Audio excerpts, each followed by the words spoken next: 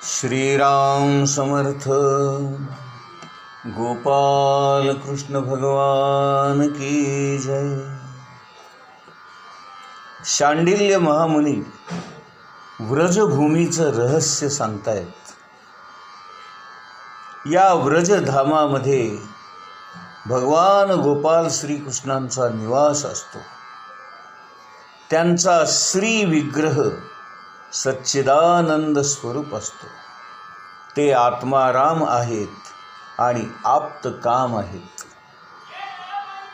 प्रेमरसामध्ये बुडालेले रसिकजनच त्यांचा अनुभव घेतात।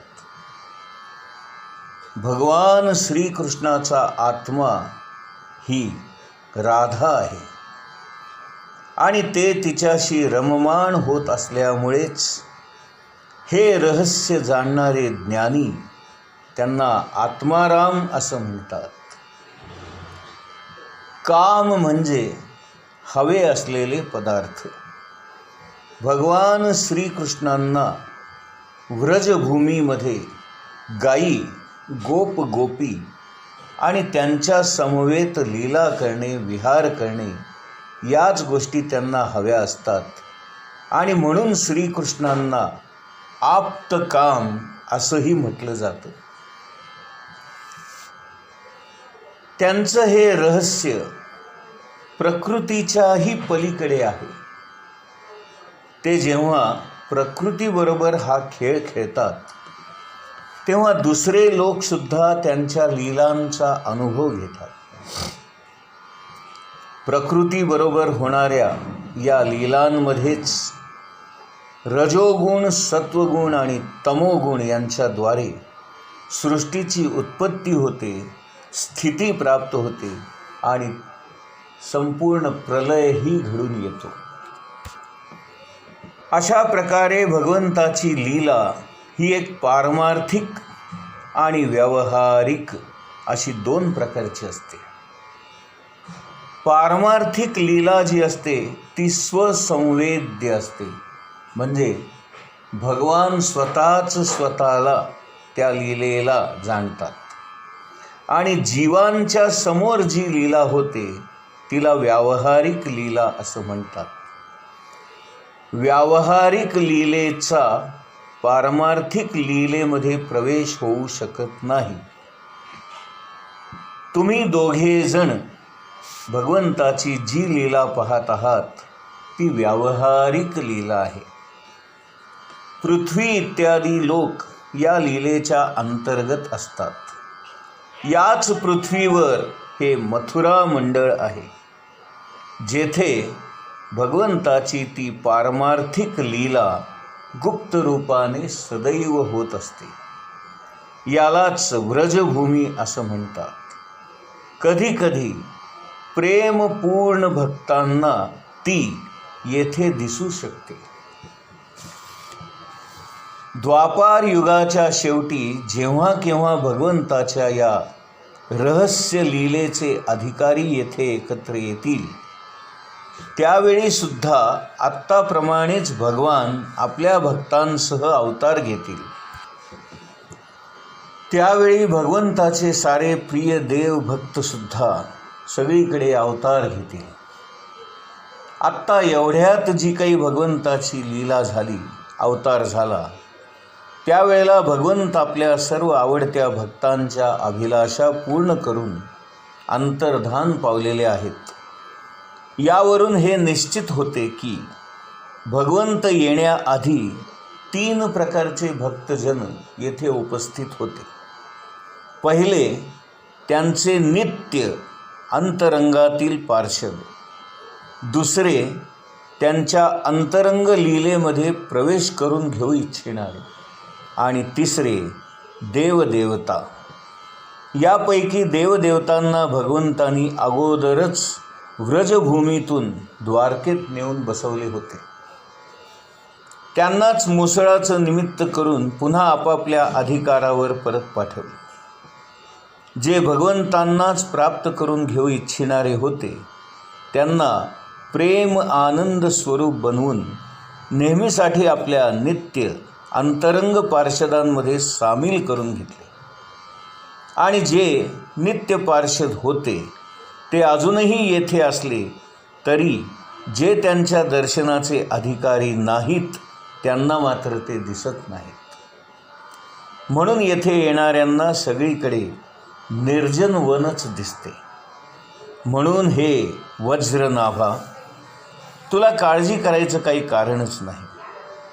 माझ्या आज्ञेने तू येथे पुष्कळशी गावे वसव, त्यामुळे तुझे सर्व मनोरथ पूर्ण होतो. भगवान श्रीकृष्णांनी ज्या ज्या स्थळी जशा जशा लीला केल्या त्या त्या स्थळांचं ठिकाणांचं नाव देऊन तू अनेक प्रकारची गावे वसव आणि अशा प्रकारे ही व्रजभूमी पुन्हा एकदा निर्माण कर आणि त्याचं सेवन कर. गोवर्धन, मथुरा, गोकुळ, नंदगाव, बरसाना ही सारी गावे तू पुन्हा निर्माण कर.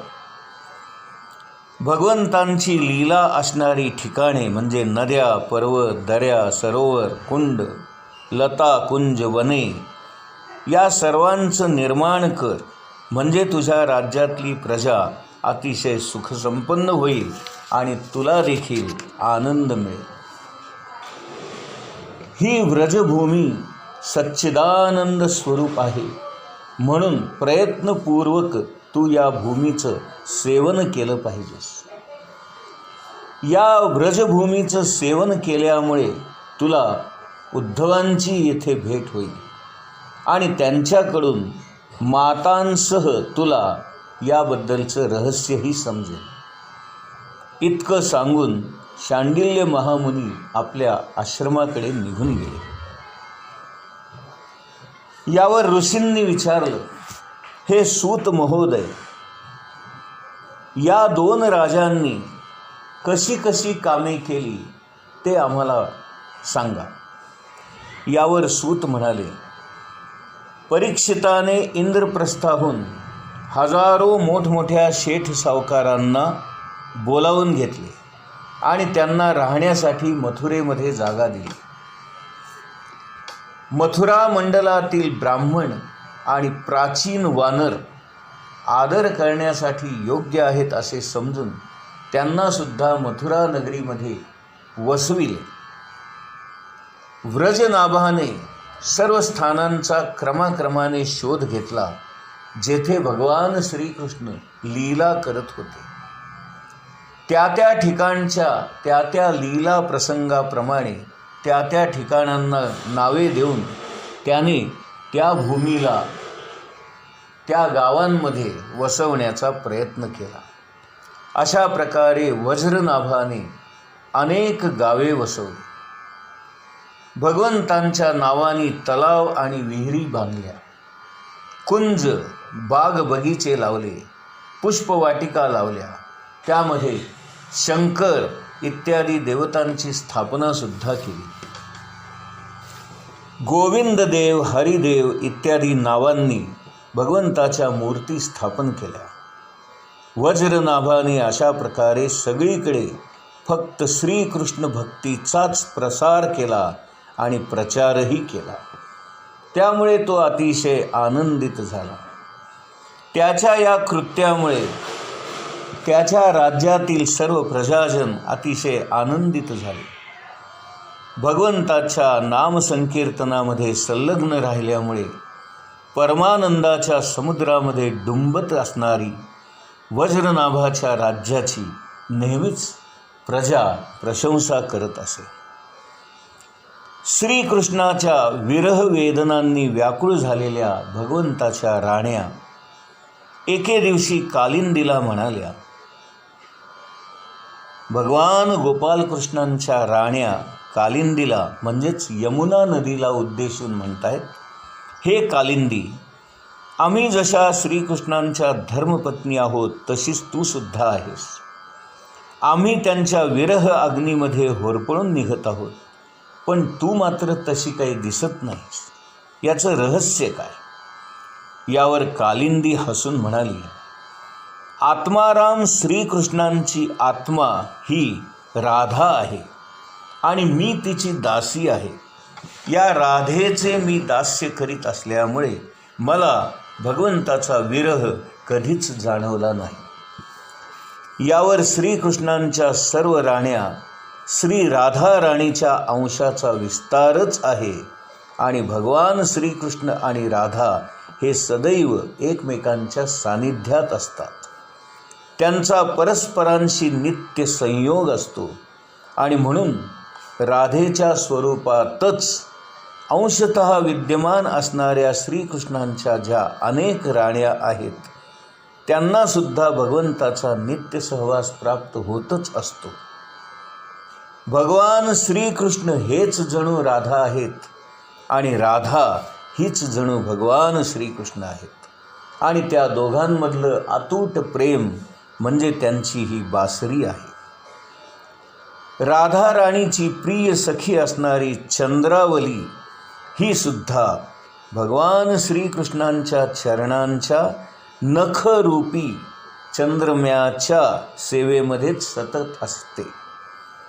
त्या सेवेमध्ये आसक्त असल्यामुळे ती चंद्रावली याच नावाने ओळखली जाते.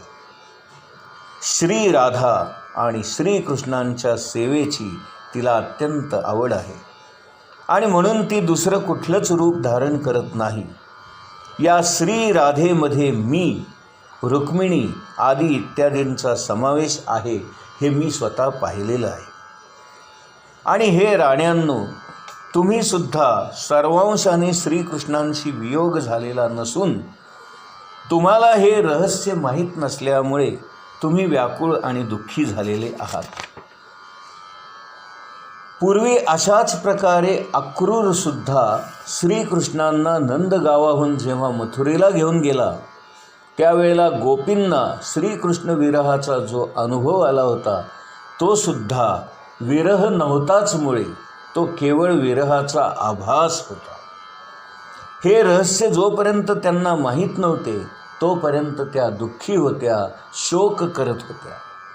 परंतु उद्धवाने जेव्हा येऊन त्यांना ही वार्ता सांगितली तेव्हा त्यांचं समाधान झालं आणि त्यांना ही गोष्ट कळली की भगवान श्रीकृष्ण हे आपल्या अंतर्मनामध्येच आहेत आणि ते आपल्याबरोबर नित्यवास करतात. जर तुम्हाला सुद्धा उद्धवाचा सहवास लाभला तर तुम्हीसुद्धा आपल्या पतीबरोबर म्हणजेच भगवान श्रीकृष्णांबरोबर नित्य विहार करू शकाल आणि ते सुख प्राप्त करू शकाल. अशा प्रकारे कालिंदीने सांगितल्यामुळे प्रसन्न झालेल्या त्या श्रीकृष्णांच्या पत्न्या कालिंदीला म्हणाल्या, हे सखी, तू धन्य आहेस, कारण तुझा कधीही आपल्या पतीशी वियोग झालेला नाही. तुझ्या कृपेमुळे तुझे इच्छित तुला प्राप्त झाले आणि तीच आता आम्हीसुद्धा त्या राधा राणीची दासी हो. परंतु तू म्हणालीस की उद्धवाशी भेट झाल्यावर आमचे सर्व मनोरथ पूर्ण होतील. तर हे कालिंदी, उद्धव आम्हाला कधी भेटेल आणि कसा भेटेल हेही तू सांग. यावर कालिंदी म्हणाली, भगवान श्रीकृष्ण जेव्हा परमधामाकडे जाण्यास निघाले तेव्हा ते आपला मंत्री असणाऱ्या उद्धवाला म्हणाले, हे उद्धवा, साधना करण्याचे ठिकाण म्हणजे बद्रिकाश्रम. तू तिथे जा. भगवंताच्या या आज्ञेनुसार सध्या उद्धव प्रत्यक्ष रूपामध्ये बद्रिकाश्रमामध्ये आहे आणि तेथे जाणाऱ्या जिज्ञासूंना भगवंतांनी सांगितलेल्या ज्ञानाचा तो प्रत्यक्ष उपदेश करत असतो. उद्धवाचे दर्शन होण्यासारखे आणखीन एक ठिकाण म्हणजे गोवर्धन पर्वतावर भगवंताच्या लीला जिथे जिथे गोपींबरोबर झाल्या आणि ज्या ज्या ठिकाणी त्यांनी विहार केले त्यांची चरणधूळ आपल्या अंगाला लागावी म्हणून तेथे अंकुर होऊन, गवत होऊन किंवा वेलींच्या रूपामध्ये निश्चितच उद्धव पडून असणार. म्हणून तुम्ही सर्वजणी आता वज्रनाभाबरोबर गोवर्धन पर्वतावरील असणाऱ्या कुसुम नावाच्या सरोवराजवळ जा. तेथे भगवत भक्तांना एकत्र आणून वीणा, बासरी, मृदुंग इत्यादी वाद्ये वाजवून भगवंताच्या नामसंकीर्तनाचा आणि लीला गायनाचा कीर्तन महोत्सव करा. असा महोत्सव जेव्हा तुम्ही कराल तेव्हा निश्चितपणे तिथे भगवान आणि उद्धव दोघेही प्रगट होतील. उद्धव तुम्हा सर्वांचे मनोरथ चांगल्या प्रकारे पूर्ण करतील. सूत महाशय म्हणतायत, ही अशी सुंदर वार्ता ऐकून प्रसन्न झालेल्या त्या श्रीकृष्णांच्या पत्न्यांनी यमुना देवीला म्हणजे कालिंदीला नमस्कार केला आणि त्या तिथून परतल्या. वज्रनाभ आणि परीक्षित यांना त्यांनी हा सर्व वृत्तांत सांगितला. हा वृत्तांत ऐकून परीक्षिताला अत्यंत आनंद झाला आणि तो त्याच वेळेला त्यांना बरोबर घेऊन त्याच ठिकाणी आला व त्याने ताबडतोब सर्व कामांना सुरुवात केली. गोवर्धन पर्वताच्या जवळ असलेल्या वृंदावनामध्ये कुसुम सरोवरापाशी तो आला, जेथे भगवान श्रीकृष्ण गोपिकांबरोबर विहार करत होते. तेथे त्याने श्रीकृष्णांच्या लीलांचा, त्याच्या नामसंकीर्तनाचा महोत्सव सुरू केला. कीर्तन महोत्सवाने राधाकृष्णांची लीलाभूमी जेव्हा साक्षात साकारली गेली तेव्हा तिथे आलेल्या सर्व भक्तजनांमध्ये अचानकपणे सर्वांच्या देखत उद्धवाचं येणं झालं. उद्धव तेथे आला आणि सर्वांच्या समोर शोभून दिसू लागला. त्याने पितांबर नेसला होता, त्याचं श्यामल वर्णाचं शरीर होतं. गोपाल कृष्ण भगवान की जय.